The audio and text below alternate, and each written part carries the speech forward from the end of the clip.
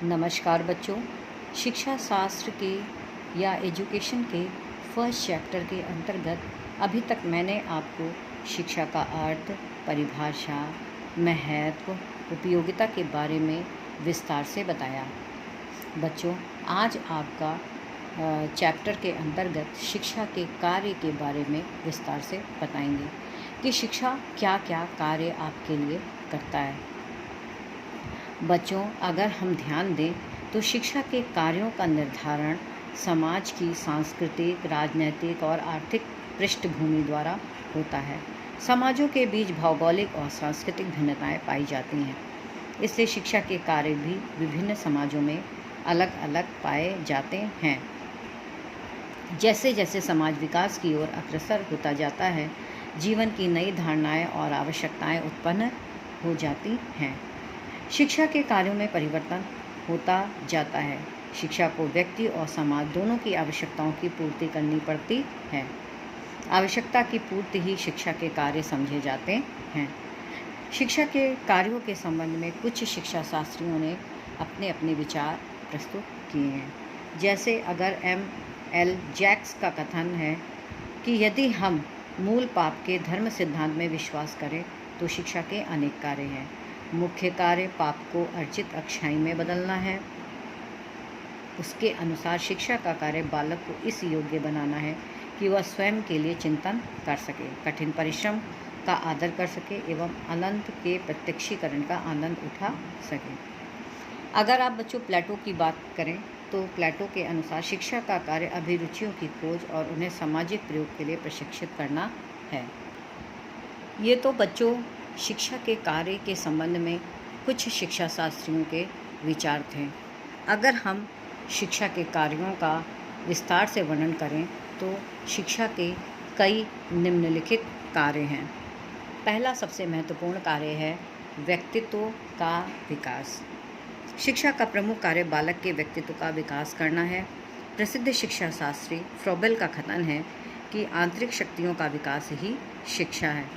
बालक की आंतरिक शक्तियों द्वारा ही बालक की ओर आती है।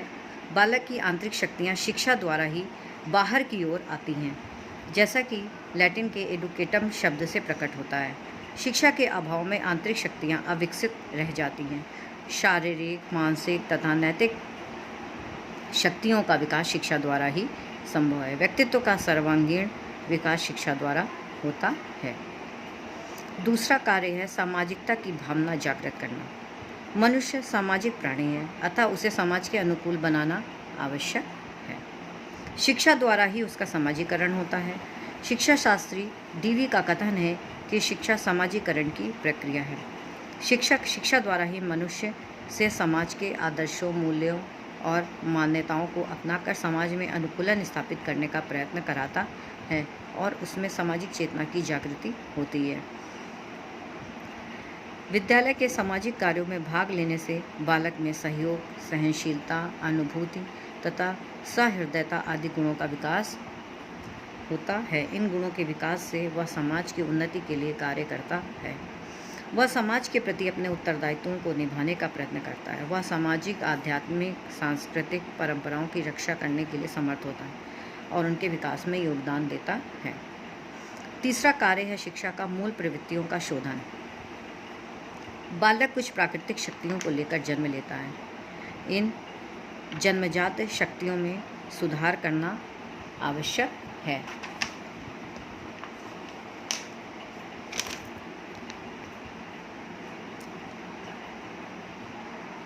इन जन्मजात शक्तियों में सुधार करना आवश्यक है। इन प्रवृत्तियों को परिष्कृत रूप प्रदान करना शिक्षा का ही कार्य है।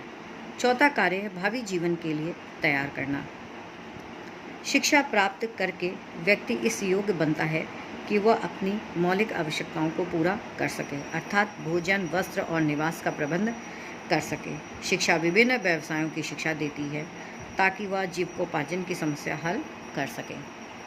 पांचवा पॉइंट है शिक्षा के कार्य का नैतिक गुणों का विकास। शिक्षा द्वारा बालक में या व्यक्ति में विभिन्न गुणों जैसे सत्य, प्रेम, त्याग, अहिंसा, सद्भावना आदि का विकास होता है और वह मानवीय गुणों को प्राप्त करता है।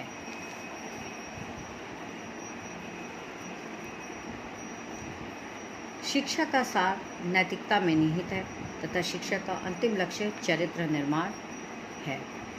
छठा पॉइंट है नागरिकता के गुणों को उत्पन्न करना।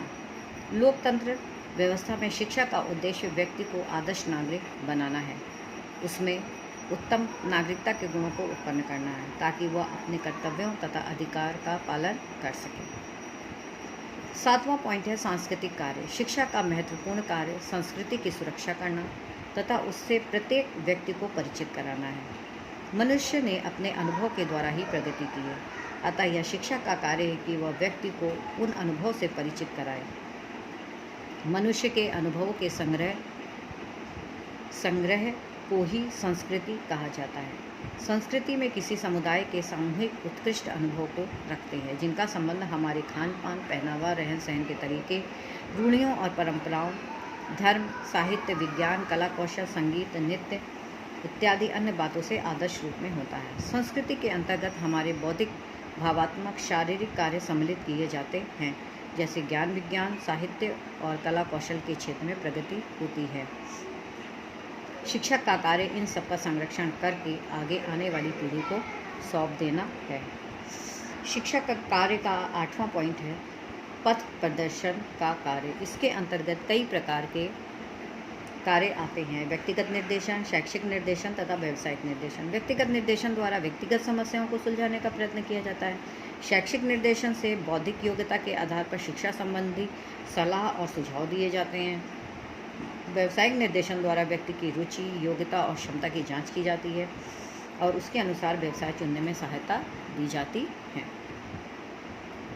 9 पॉइंट है बालक का संतुलित विकास करना। शिक्षा द्वारा बालक के व्यक्तित्व का संतुलित विकास होना चाहिए, अर्थात शारीरिक, मानसिक और भावात्मक शक्तियों का समान रूप से विकास करना शिक्षा का प्रमुख कार्य है। 10 पॉइंट पे आते हैं राष्ट्रीय भावना का संचार करना। शिक्षा द्वारा व्यक्ति में राष्ट्रीय एकता और देशभक्ति की भावना जागृत की जाती है। राष्ट्र का स्वतंत्र अस्तित्व आदर्श नागरिकों पर ही निर्भर करता है तथा उनके सहयोग से ही राष्ट्र सशक्त बन सकता है। प्रत्येक नागरिक राष्ट्र के नव निर्माण में सहायक होता है और शिक्षा द्वारा ही राष्ट्र को एक सूत्र में बांधा जा सकता है तथा नागरिकों में आदर्श नागरिकता के गुणों का विकास होता है। अतः यह आवश्यक है कि लोगों को लोकतंत्रात्मक मूल्यों की शिक्षा दी जाए और विद्यालय के बालकों को एकता में बंधे रहने का प्रशिक्षण दिया जाए। शिक्षा द्वारा लोगों के दिल और दिमाग में परिवर्तन आवश्यक है। शिक्षा ही एक ऐसा साधन है जिसके द्वारा सामाजिक, सांस्कृतिक और संवेगात्मक विकास संभव है। बच्चों, लास्ट पॉइंट है अंतर्राष्ट्रीय स्तर पर शिक्षा के कार्य। आज का युग अंतर्राष्ट्रीय युग है। कोई भी देश दूसरे देशों से अलग रहकर जीवन व्यतीत नहीं कर सकता। अकेलापन, पतन और पिछड़ेपन का प्रतीक है।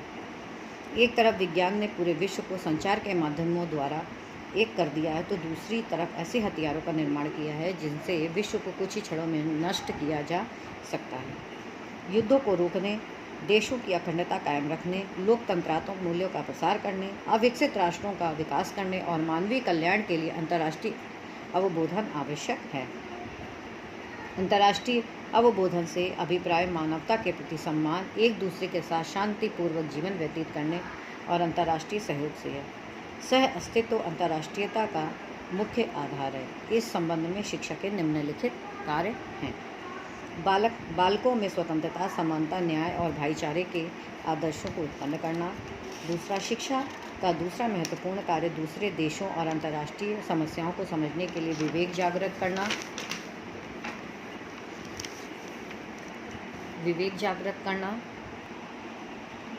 तीसरा है, यह ठीक ही कहा गया है कि सबसे पहले युद्ध का विचार मानव मस्तिष्क में आता है और बाद में प्रयोगशालाओं में, जहां अणु बम और घातक हथियारों का निर्माण होता है।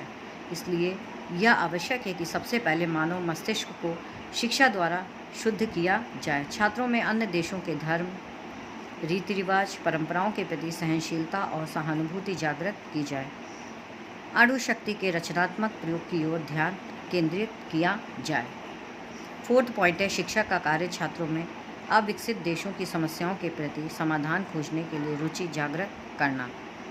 और 5वां पॉइंट है, शिक्षा का कार्य संकीर्ण राष्ट्रीयता के दुष्परिणामों में से बालकों को अवगत कराना।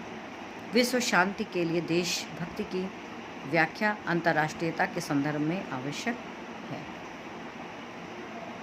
बच्चों, शिक्षा के कुछ अन्य कार्य भी हैं, जैसे कि शिक्षा के कार्यों का वर्णन हमने आपको ऊपर किया और बहुत विस्तार से बताया। स्वतंत्रता के पश्चात भारतीय शिक्षा में गुणात्मक और संख्यात्मक दोनों प्रकार के परिवर्तन हुए, जिनके फलस्वरूप भारतीय समाज में राष्ट्र के प्रति वफादारी और त्याग की चेतना का श्री गणेश हुआ।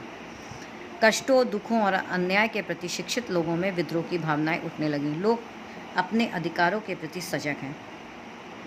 वे अब आसानी से शोषित नहीं हो सकते। नागरिक जीवन में धीरे धीरे परिवर्तन हो रहा है।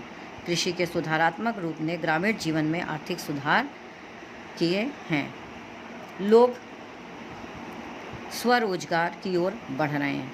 लोकतंत्रात्मक चिंतन का प्रभाव बढ़ता जा रहा है। सामाजिक बुराइयां जैसे बीमारी, गरीबी, दहेज प्रथा, बाल विवाह, अधिक संतान उत्पन्न करना आदि दूर होती जा रही है। अंधविश्वास, धार्मिक संकीर्णता, सांप्रदायिकता के स्थान पर धर्मनिरपेक्षता, समाज व्यवस्था और सह अस्तित्व का प्रभाव बढ़ता जा रहा है। यह सब शिक्षा के परिणाम स्वरूप है। बढ़ते हुए प्रौद्योगिकी और वैज्ञानिक ज्ञान के प्रभाव ने जनमानस में हलचल पैदा कर दी है। आज समाज का हर व्यक्ति भौतिक लाभों की ओर बढ़ रहा है, जिसमें कोई संदेह नहीं कि शिक्षा के माध्यम से सामाजिक जीवन और राजनीतिक जीवन में परिवर्तन हुआ है। उद्योगों में काम करने के लिए कुछ श्रमिकों की पूर्ति बढ़ती जा रही है। वाणिज्य क्षेत्रों में कुछ कार्यकर्ताओं की भरमार है। बड़ी बड़ी कृषि और वैज्ञानिक प्रयोगशालाओं ने वैज्ञानिकों का अभाव नहीं है। अंतरिक्ष में नए नए सफल प्रयोग बढ़ती हुई शिक्षा के परिणाम हैं।